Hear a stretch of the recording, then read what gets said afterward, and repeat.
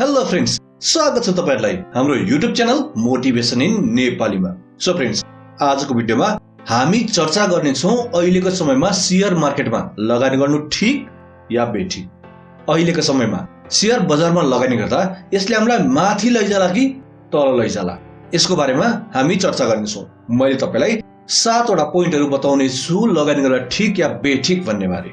त्यसैले यदि तपाई शेयर बजारमा लगानी गर्ने सोचमा हुनुहुन्छ या गर्दै हुनुहुन्छ भने आजको भिडियोलाई स्किप नगरी अन्तिमसम्म हेर्नुहोला, एकदमै महत्त्वपूर्ण भिडियो छ आजको। फ्रेन्ड्स, नेपालको शेयर बजारमा धेरै पछि सकारात्मक संकेतहरू देखा पर्न थालेका छन्। यसले मार्केट मास्तिर जाने हो कि भन्ने छनक पनि दिँदैछ। यस्तोमा हामी सबैको दिमागमा आउने कुरा भनेको यो बेलामा शेयर मार्केटमा लगानी गर्नु ठीक होला कि बेठिक होला, पैसा हाल्दा डुबिने हो कि नडुबिने हो, यो कुरा हामी सबैको दिमागमा आउँछ। अनि यस्तो बेलामा लगानी गर्ने कि नगर्ने भनेर हामी युट्युब हेर्न थाल्छौँ।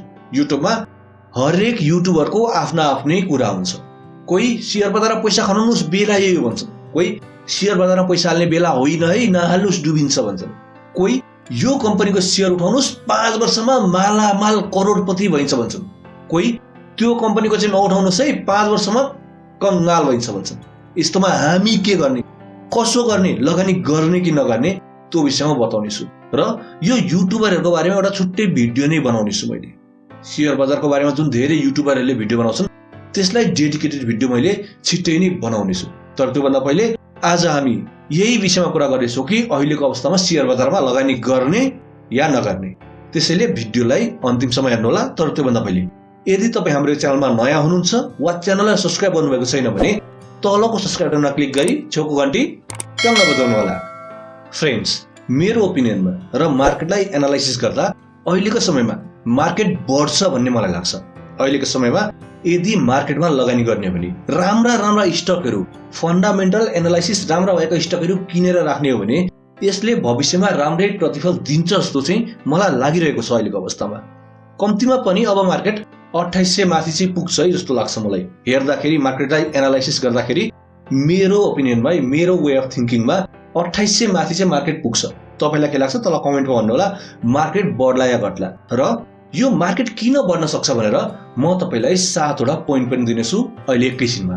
तर त्यो भन्दा अगाडि चर्चा गरौँ कस्तो कम्पनीमा चाहिँ लगानी गर्दा ठीक होला त, ट्रेडिङ गर्दा ठीक होला कि अथवा इन्भेस्टमेन्ट गर्दा ठीक होला।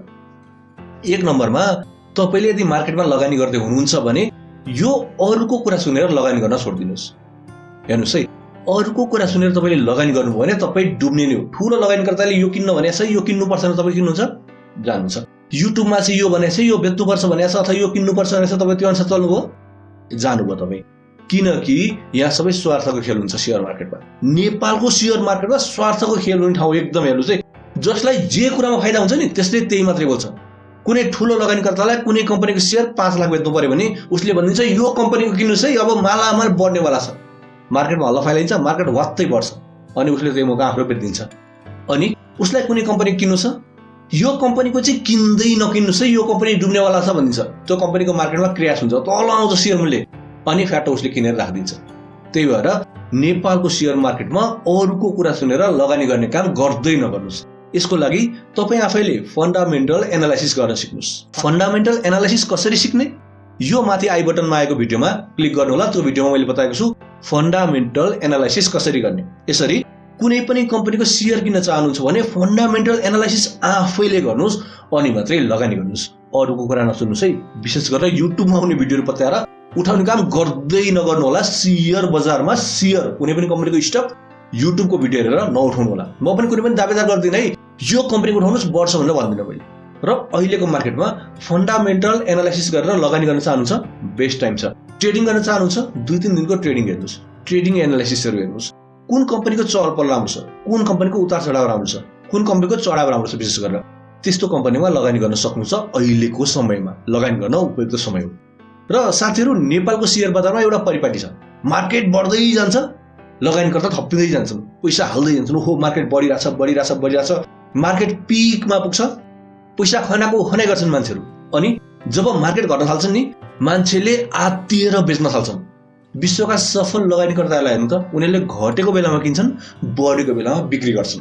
तर शेयर बजारमा भर्खरै लगानीकर्ताले बढेको बेलामा होसिएर किन्छन्, घटेको बेलामा आत्तिदै बेच्छन्। यसलाई बन्द गर्नुपर्छ। अब चर्चा गरौँ मार्केट बढ्न सक्ने मैले एनालाइसिस गरेका 7 वटा कारणहरूको बारेमा। 1. नयाँ सरकार गठन भएपछि शेयर मार्केटका समस्याहरूलाई बारम्बार सम्बोधन गरिनु। 2. पहिले कम्युनिस्टको सरकार विशेष गरेर माओवादीको सरकारमा हरेक शेयर बजार घटेका थिए, कारण यसका प्रधानमन्त्रीहरू शेयर बजारप्रति नकारात्मक रहनु। तर अहिले प्रधानमन्त्री प्रचण्ड शेयर बजारप्रति एकदम सकारात्मक रहेको अवस्था छ। उनले सकारात्मक सम्बोधनहरू गरिरहेका छन्। तेस्रो कारण शेयर बजारले रुचाएका व्यक्ति अर्थमन्त्रीमा नियुक्त हुनु। चौथो कारण शेयर बजारलाई उकास्नका लागि, शेयर बजारलाई बढाउनका लागि सरकारले शेयर बजारका लगानीकर्ताहरूसँग बैठक बस्नु। 5औं नम्बरमा राष्ट्र बैंक मौद्रिक नीति परिमार्जनको लागि तयार रहेको खबर आउनु। 6औं नम्बरमा ब्रोकरहरूले आक्रामक रूपमा आफ्नो शाखाहरू विस्तार गर्दै लाग्नु। यसले धेरै मान्छेहरूसँग शेयरको पहुँच पुग्छ, शेयर कारोबारको पहुँच देशका विभिन्न ठाउँमा पुग्छ। र 7औं नम्बरमा सबै लगानीकर्ताहरू शेयर बजारप्रति पोजिटिभ रहनु, सकारात्मक मनोभावनाले ओतपोत भएको अवस्था छ। यी 7 वटा कारणले गर्दा अहिलेको अवस्थामा शेयर बजार एकदमै माथि जाने देखिरहेको छु मैले। तपाईले के देख्नु भएको छ तल कमेन्टमा लेख्नु होला। तपाईलाई के लाग्छ, शेयर बजार बढ्छ या घट्छ? यो भिडियोमा यति नै। हाम्रो भेट अर्को भिडियोमा हुने नै छ। त्यतिन्जेल स्वस्थ रहनुस्, व्यस्त रहनुस्, मस्त रहनुस्।